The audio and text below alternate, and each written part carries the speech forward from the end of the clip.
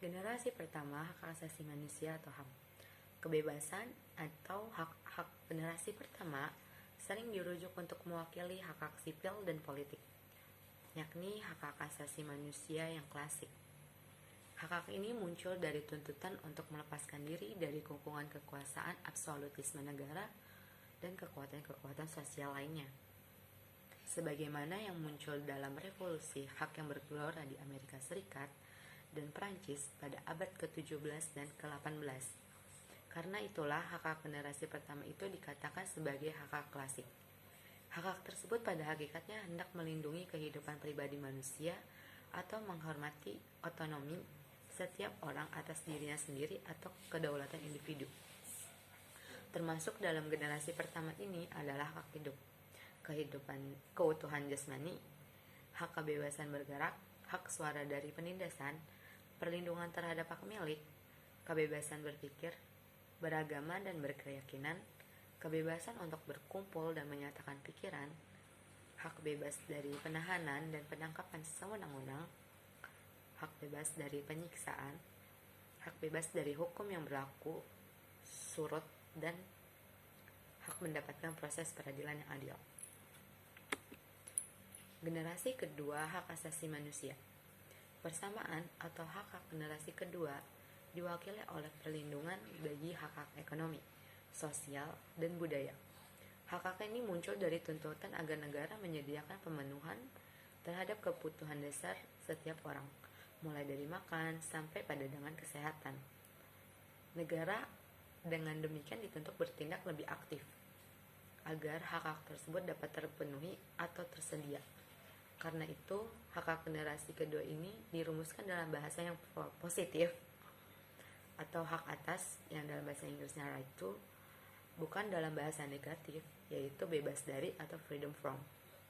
Inilah yang membedakan dengan hak-hak generasi pertama.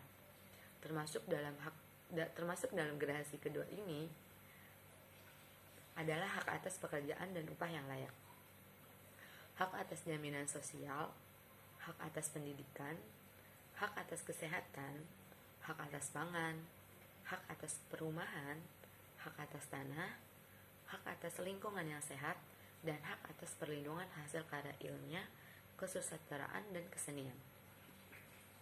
Generasi ketiga hak asasi manusia, persaudaraan atau hak generasi ketiga, diwakili oleh tuntutan atas hak solidaritas atau hak bersama. Hak-hak ini muncul dari tuntutan gigi negara-negara berkembang atau dunia ketiga atas tatanan internasional yang adil melalui tuntutan atas hak solidaritas itu. Negara-negara berkembang menginginkan terciptanya suatu tatanan ekonomi dan hukum internasional yang kondusif bagi terjaminnya hak-hak berikut. Yang pertama, hak atas pembangunan. Yang kedua, hak atas perdamaian. Yang ketiga, hak atas sumber daya alam sendiri. Yang keempat, hak atas lingkungan hidup yang baik. Dan yang kelima, hak atas warisan budaya sendiri. Inilah isi generasi ketiga hak asasi manusia itu. Hak generasi ketiga itu sebetulnya hanya mengkonseptualisasi kembali tuntutan-tuntutan nilai berkaitan dengan kedua generasi hak asasi manusia terdahulu. Sejarah perkembangan hak asasi manusia atau HAM ditandai adanya 3 peristiwa penting di dunia, yaitu Magna Carta, yang kedua Revolusi Amerika, dan yang ketiga Revolusi Prancis. Magna Carta pada tahun 1215, piagam perjanjian antara Raja John dari Inggris dengan para bangsawan disebut dengan Magna Carta. Isinya adalah pemberian jaminan beberapa hak oleh raja kepada para bangsawan beserta keturunannya, seperti hak untuk tidak dipenjarakan tanpa adanya pemeriksaan pengadilan. Jaminan itu diberikan sebagai balasan atas bantuan biaya pemerintahan yang telah diberikan oleh para bangsawan. Sejak saat itu, jaminan hak tersebut berkembang dan menjadi bagian dari sistem konstitusional Inggris. Yang kedua, Revolusi Amerika pada tahun 1776. Kemerdekaan rakyat Amerika Serikat melawan penjajah Inggris disebut Revolusi Amerika.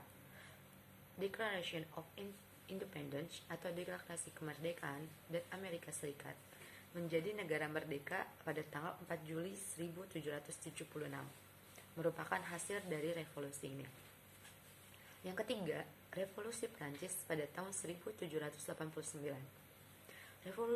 Revolusi Prancis adalah bentuk perlawanan rakyat Prancis kepada rajanya sendiri atau Louis ke-XVI yang telah bertindak sewenang-wenang dan absolut. Declaration des droits de l'homme et du citoyen atau pernyataan hak-hak manusia dan warga negara dihasilkan dari Revolusi Prancis. Pernyataan ini memuat 3 hal. Yang pertama, hak atas kebebasan atau liberty. Yang kedua, kesamaan atau equality. Dan persaudaraan atau fraternity. Kesimpulannya, pemahaman HAM sebagai nilai, konsep, dan norma yang hidup dan berkembang di dalam masyarakat dapat ditelusuri dengan mempelajari sejarah berkembang HAM.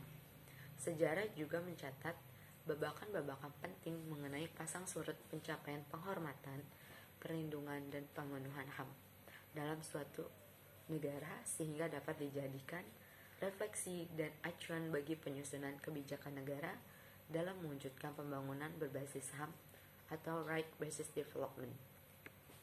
Terima kasih, mohon maaf bila banyak kesalahan dalam pembawaan. Bye.